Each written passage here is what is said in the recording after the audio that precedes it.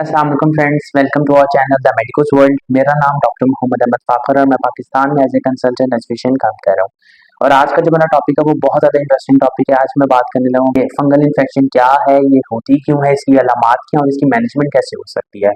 जो fungal infection है ये बहुत ज़्यादा इरिटेटिंग कंडीशन होती है। इसी तरह ये मुझे भी इरिटेट कर रही है, तो मैं इसके ऊपर मैं वीडियो बनाऊँ या ना बनाऊँ, लेकिन मैंने कहा इसके ऊपर वीडियो बननी चाहिए, अवेयरनेस होनी चाहिए। और अगर मैं बात करूँ फंगल इन्फेक्शन क्या है, तो ये बहुत ज़्यादा एक इरिटेटिंग कंडीशन होती है। इसको जो फंगल इन्फेक्शन होती है उसको हम टीनिया इन्फेक्शन भी कहते हैं। अक्सर लोग जब आप किसी डॉक्टर के पास जाते हैं तो आप जो आपके जो फाइल है उसके अंदर जो पेपर उसके ऊपर जो आपकी डायग्नोसिस है उसको टीनिया इन्फेक्शन लिखा होता है। तो टीनिया इन्फेक्शन उसको हम फंगल इन्फेक्शन ही कहते हैं। अगर ये फंगल इन्फेक्शन आपके सर के ऊपर होती है तो उसको हम कह देते हैं टीनिया कैपिटिस, और ये अगर अब आपके पैरों के ऊपर होती है तो उसको हम कह देते हैं टीनिया पेडिस। और अगर ये फंगल इन्फेक्शन आपके जिस्म के ऊपर होती है तो उसको हम कह देते हैं टीनिया कॉर्पोरस। और अगर ये फंगल इन्फेक्शन आपके जेनिटल एरिया पे यानी कि प्राइवेट एरिया पे होती है तो उसको हम कह देते हैं टीनिया क्रोरिस।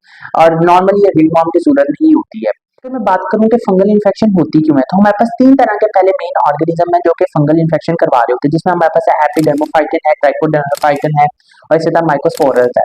ये तीन तरह के माइक्रो ऑर्गेनिज्म है जो कि फंगल इन्फेक्शन जो है वो करवा रहे होते हैं। अब मैं बात करती हूँ होती कैसे। देखिए, जो फंगस होता है इसकी ग्रोथ के लिए, इसकी डेवलपमेंट के लिए इसको एक ऐसा वेदर चाहिए जो कि हमारा ग्रोइंग रीजन जो है वो बहुत फ्रूटफुल एक एरिया होता है जहाँ पे फंगस इजीली डेवलप कर सकता है। अब वो क्या कैसे इन्वायरमेंट होता है कि जिसको गर्मी भी चाहिए, हॉट वेदर हो वहाँ का, ह्यूमिडिटी वहाँ की ज्यादा हो, मतलब कि मोइस्ट एरिया हो, नमी वाला इलाका हो वहाँ का, और वहाँ पे गर्मी जो है वो ज्यादा हो, हीट ज्यादा हो, तो वहाँ पे अच्छे से ये ग्रो कर सकता है। मिसाल के तौर पर अक्सर कहता ऐसा होता है कि हम बाथ लेते हैं और बाथ लेने के बाद क्या अपनी बॉडी तो क्लीन कर लेते हैं मगर अपना प्राइवेट एरिया या ग्राउंड रीजन प्रॉपर्ली तौर पे उसको ड्राई नहीं करते।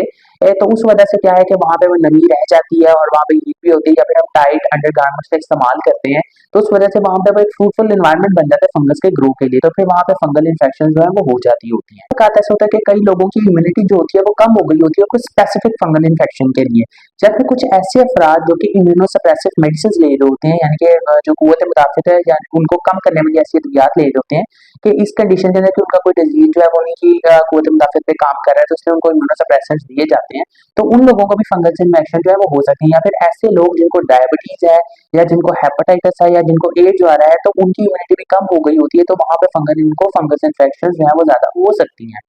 इसी तरह ये होता है कि अगर हमने किसी की चीजें जो है वो इस्तेमाल की, यानी कि कोई पर्सन है उसको फंगस इन्फेक्शन है और हमने उसका टॉवल इस्तेमाल कर लिया या उसके कोई कपड़े वगैरह जो है वो इस्तेमाल कर लिए, तो उससे हमें हमारे अंदर भी जो नेक्स्ट पर्सन उसको भी फंगस इन्फेक्शन जो है वो हो सकती है। और अगर इस फंगल इन्फेक्शन को हम ट्रीट ना करें तो ये भी देन आहिस्ता आहिस्ता जो है वो बढ़ती जाती है। अगर हम इसकी अलामात की बात करें तो अलामात में हो सकता है कि जी आपको बहुत ज्यादा इचिंग हो सकती है, खारिश बहुत ज्यादा हो सकती है और आपको उस एरिया से स्मेल भी आ सकती है जहाँ पे फंगस इन्फेक्शन है।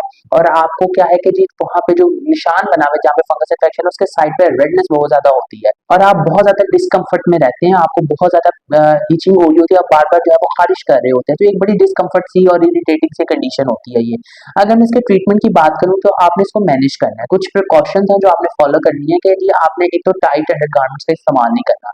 दूसरा, जो आपके ग्रोइंग रीजन है उसको आपने बहुत अच्छे से क्लीन करना है, उसकी हाइजीन मेंटेन रखें और वहाँ को उसको एरिया को ड्राई रखें, उस एरिया को ड्राई रखें, वहाँ पे मॉइस्चर ना रहने दें। और दूसरा ये कि अगर आपको फंगस इन्फेक्शन हो जाती है तो वो आपने क्या करना है। सबसे पहले यहाँ पे ये मैं बात करूंगा कि आपने घर के कोई भी टोटके इस्तेमाल नहीं करने, लेकिन लोग कहते हैं कि जी आप प्याज लगा लें, लहसुन लगा लें, आप टमाटर लगा लें, या इस तरह के जो टोटके होते हैं वो आपने इस्तेमाल करिए। फंगस इन्फेक्शन को दूर तो नहीं बल्कि ज्यादा कर सकते हैं, क्योंकि आपका एरिया जो है वो दोबारा से मॉइस्ट हो सकता है और फंगस ज्यादा ग्रो कर सकता है। आपने सबसे पहले ये नहीं करना। दूसरी चीज आपने ये नहीं करनी वो ये है कि जी अगर आपको फंगस इन्फेक्शन हो जाता है तो आपने किसी भी केमिस्ट के पास नहीं जाना, आपने डायरेक्ट डर्माटोलॉजिस्ट के पास जाएं या किसी प्रोफेशनल डॉक्टर के पास जाएं। और तीसरी चीज आप ये कर सकते हैं कि जी आपने किसी की शेडिंग क्लॉथ्स नहीं करने, मतलब कि आपने अगर किसी बंदर को फंगल इन्फेक्शन है तो उसके कपड़े भी आपने नहीं पहनने। और साथ अगर मैं बात करूँ कुछ होम्योपैथिक अद्वियात हैं जो आप इस्तेमाल कर सकते हैं, कुछ एंटी फंगल क्रीम्स हैं जो आप इस्तेमाल कर सकते हैं। होम्योपैथिक अद्वियात के अंदर लाइक मक्सोल है, कैलेंडुला है, हेमामेलिस है, ये कुछ होम्योपैथिक अद्वियात हैं, ये ऑइंटमेंट्स में भी होती हैं। तो ये आप होम्योपैथिक डॉक्टर से कंसल्ट करके ये अद्वियात इस्तेमाल कर सकते हैं।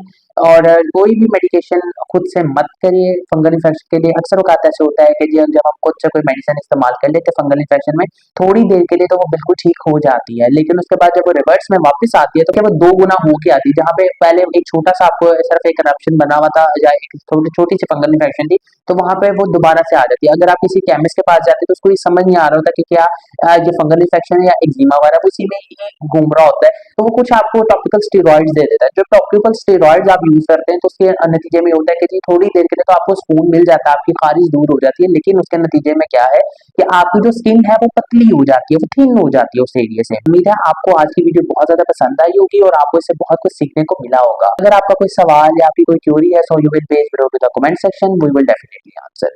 दोबारा मुलाकात होगी इस तरह की एक इन्फॉर्मेटिव वीडियो के साथ, तब तक के लिए खुदा हाफिज।